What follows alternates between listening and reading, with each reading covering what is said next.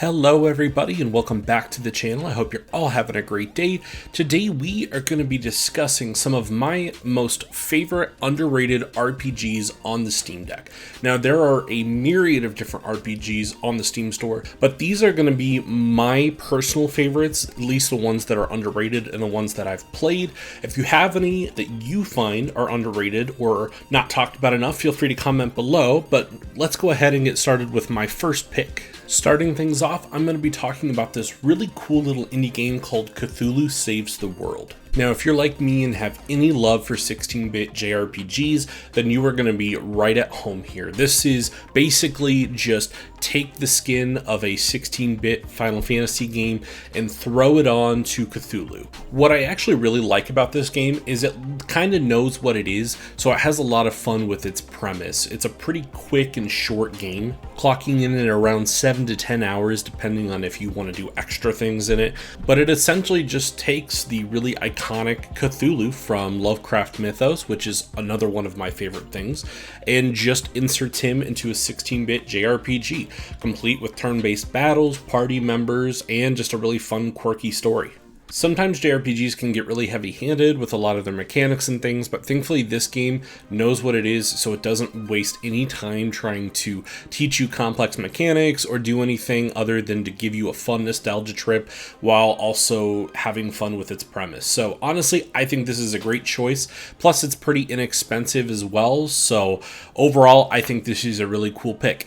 Coming in at number 2 is a game that may not seem underrated, or it may seem confusing to some, but that is going to be Crisis Core Final Fantasy VII Reunion. Now, obviously, a bunch of people really love the Final Fantasy VII Remake, myself included, and we all love the original Final Fantasy VII.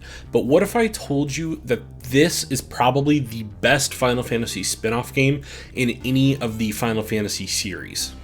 Originally, this game was actually on the PSP, and I actually played the hell out of it back in the day. I really enjoyed this game. It's got a really interesting action combat with a little bit of turn-based in between. And in some ways, I actually think the Final Fantasy VII Remake's combat was actually inspired by this game. They feel very similar, so if you're familiar with Final Fantasy VII Remake's combat, you'll be right at home here. Now, I know one criticism that gets tossed in Final Fantasy VII's direction is that it's got way too many spin-offs, way too many side projects, and just way too much fleshing out of the story. But if I had to pick one thing between all the different media that Final Fantasy VII has accumulated, Crisis Core would easily be it. It actually tells the story of Zack Fair, who if you are familiar with in Final Fantasy VII, then you'll understand why it's so important. This game gives a lot of needed context to both Midgar, other characters in Final Fantasy VII, as well as origins for both Cloud, his sword, and Sephiroth.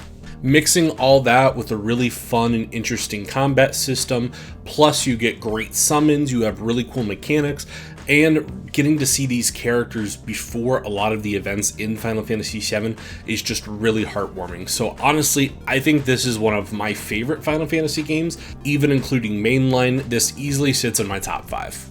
Third on the list, we're going to stay in the JRPG space a little bit longer, and that is going to be Code Vein. Now, Code Vein is one of the very few Souls-like games that I actually like. If you've watched my channel before, you know I like Dark Souls, you know I like Elden Ring, but one of the biggest problems I have with a lot of Souls-like games is that a lot of them don't feel like they're their own product. A lot of them feel like they're trying to imitate Dark Souls rather than be their own thing, and I'm totally okay with a game wanting to capture the same style and vibe and tone of a Dark Souls game, but the problem is a lot of them kind of come off as cheap. What I like about Code Vein is it really runs with its premise, and so it basically lifts the combat from Dark Souls but puts it in an anime game. And honestly, I just think it's really fun. I think the combat is really interesting. The story is a little bit cliche, you know, it's a little anime-ish, but that being said, I actually think that it has a lot of interesting points to it. If you're a horror fan, I also think the elements of horror and vampirism in this are actually better done than in most. I also really like the way that it handles the different systems and mechanics for combat.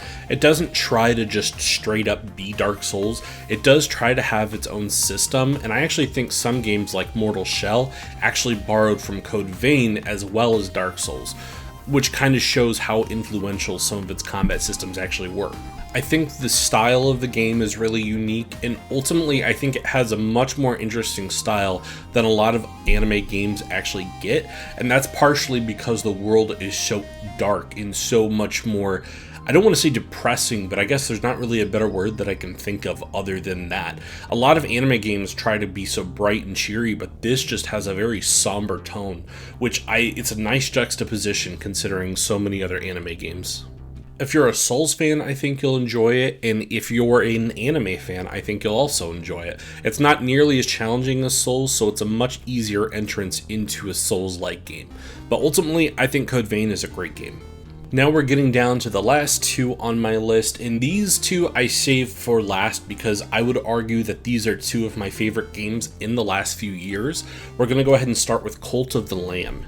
Now, many kind of saw Cult of the Lamb as a really cutesy indie game that is kind of known as, oh, that's that game where you can make your entire cult eat poop.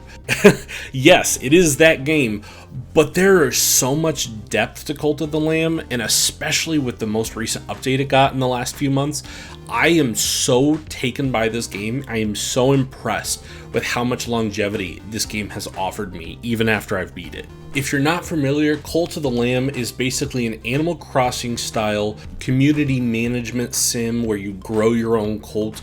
You basically go out, and every time you go get a new follower, you induct them into your cult, and then you can basically teach your cult to raise crops. You can get a bunch of different abilities and things that you can actually do with your cult.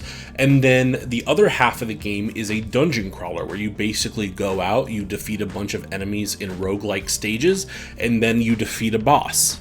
It sounds kind of typical, but when you consider the fact that these two mechanics are both pretty well fleshed out, and then they're married together in this, you come back to your cult, you do a few things with them, you give them a sermon, you increase their faith, and then you go out and you slay monsters. It creates this really cool game flow that not a lot of games have. It almost reminds me of kind of like Deep Rock Galactic, where you go, you do a mission, you come back to your hub, you take a few minutes to rest, assess your surroundings, and then you get back out there, and I love that concept. Another thing I really like are the mechanics, like the different tarot cards that you unlock for each run, the different weapons where you kind of have to juggle your skill on top of the weapons and the damage output that you have. There's a lot of really interesting deep mechanics inside Cult of the Lamb, and at first glance it doesn't really seem like it gets that deep, but when you include the fact that there's also fishing and cooking and there's farming and there's just all these different side quests, the game I've put in easily over 25 hours, and that's not including the additional update that they added to when you beat the game. You actually get a whole boss rush mode as well as a whole end to the story as well. So there's so much content in Cult of the Lamb. I honestly highly recommend it. If you like anything about what I just said regarding its mechanics or its structure, you're gonna love this game. It is so cute, it is so evil, and it is awesome. Worth a purchase regardless of sale price. I think this one is an absolute buy. Last but not least at all on my list is Halls of Torment. Now, I've talked about Vampire Survivors in the past, so much that I've actually made a video about it, and Halls of Torment is everything I loved about Vampire Survivors up to 11. Visually, it takes a lot of heavy cues from the original Diablo games, and in fact, it actually does include a little bit more gameplay than Vampire Survivors. Vampire Survivors, the only option that you have in terms of movement is that you can only move. You auto attack with every single item or weapon that you have, but in Halls of Torment, you actually get the chance to attack yourself. Now, of course, you can set those things to auto aim and auto attack, but it actually gives you a lot of strategy being able to choose that option for yourself. These enemies are a lot tougher than anything in Vampire Survivors, and I would argue that these runs are a lot tougher than anything you'll find in Vampire Survivors. To give you some background, I've put over 50 hours into Vampire Survivors,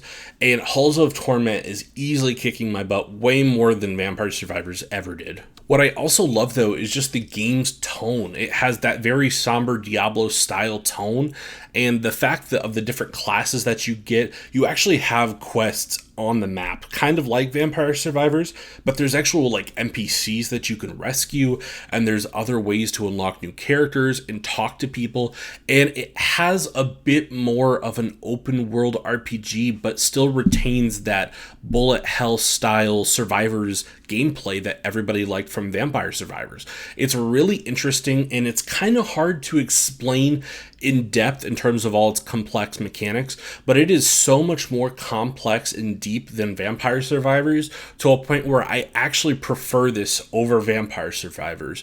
And that's a big thing for me because I really do like Vampire Survivors. But honestly, Halls of Torment, it sticks with the same price point at $5.